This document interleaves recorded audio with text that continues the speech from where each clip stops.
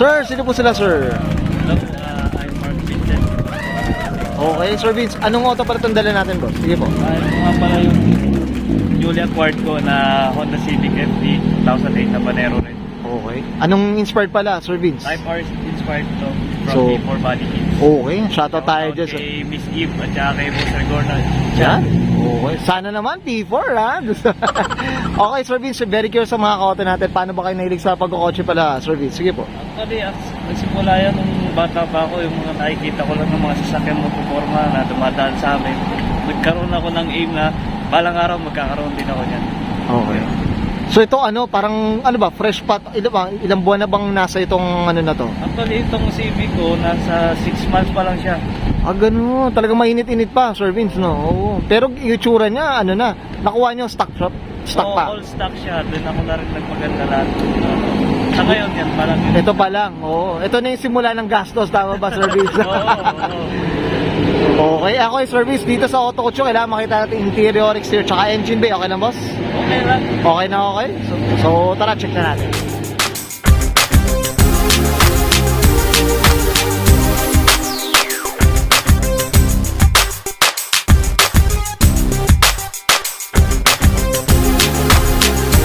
Okay, usapang interior tayo, Sir Vince. Anong meron dito, boss? Sige po.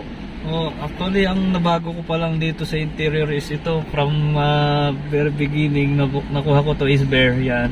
Nagpalit lang ako nitong may carbon fiber na manibela. Yung may cover. Yung cover. Kasi itong Red H, tatlong set yan. Kumaga, Okay. unahan, likod, tsaka itong sa sa manibela na yan. Ah, itong H na to, boss. Yes. So, Okay, so 1.8S parang para sa akin wala nang masyadong babaguhin pa sa loob nito. Babaguhin parang pa. maganda na. Oo. Kumbaga tsaka at least malinis lang. Oo, no? malinis. Tama, Parang lang. maka-stack ako pagdating sa loob. Oo, yan. Ganda kasi. Ganda, oo. Gusto kong i-preserve lang yung niya.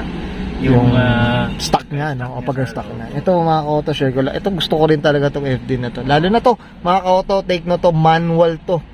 So, pwede tong pumiga si Sir Vince at tipid driving, pwede, di ba? Talagang itong FD na to, gusto ko siya gamitin halos pang araw-araw ko na kasi parang napaka-fuel friendly niya, gano'n.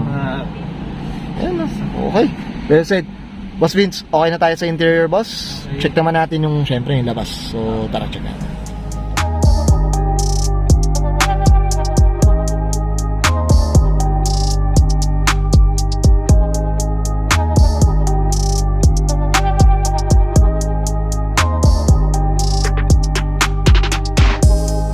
Okay, Sir Vince, usapang exterior tayo. Anong meron dito ba? Sige po.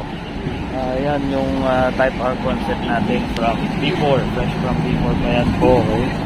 Panero red tail. So, gusto ko kay P4 kasi talagang yung fitment ng body kits niya is sobrang fit, tapos yung color is kuwang-kuwa talaga. Kuwang-kuwa. Kumbaga parang original yung molde, yung molde niya, no.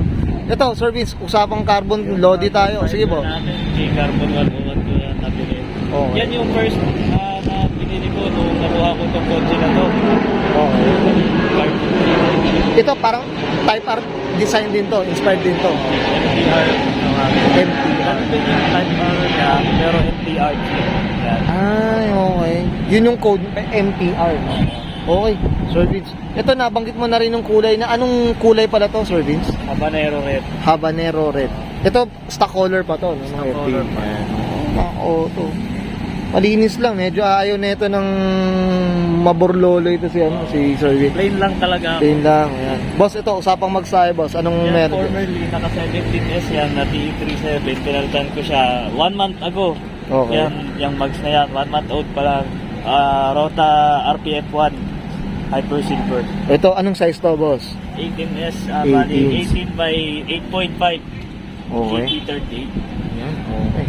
Anong size pala ng gulong, Sir Vince? Anong size pala ng gulong niya? Yan yung Federal na 235 40 by 40 series, no? Mga auto yan. Okay. Iba rin tagang tindig ng 18s, mga auto. Yung mas kaya maganda, nabitin no? ako sa 18 ay sa 17S noon, kaya pinalitan ko siya ng 18. Pinalitan. Saka isa pa, ang purpose ko is mas clean look, silver. Silver. Okay. Ito, boss, nabanggit mo na yung kit natin. Ito kasama na to, yung side skirt, no? Side skirt, pati yung bumper niya. Okay. Ito boss, tinted yata sila boss. I'm sure. Oh. Okay. Semi lang, semi-tint. Ito. Ano tong? Anong kulay pala na ito boss? Sige po. Yan yung light Light black. No? Kumbaga, at least ano rin, no? Siyempre, pag mainit rin taga dito sa Pilipinas. Hindi naman ako kasi dark kasi medyo mahirap din makakita sa Mahirap, oo. Delikado. Ulan, oo. Madilim talaga. Madilim talaga. Okay. Dito tayo sa sa likod, Sir Vince. Ito boss.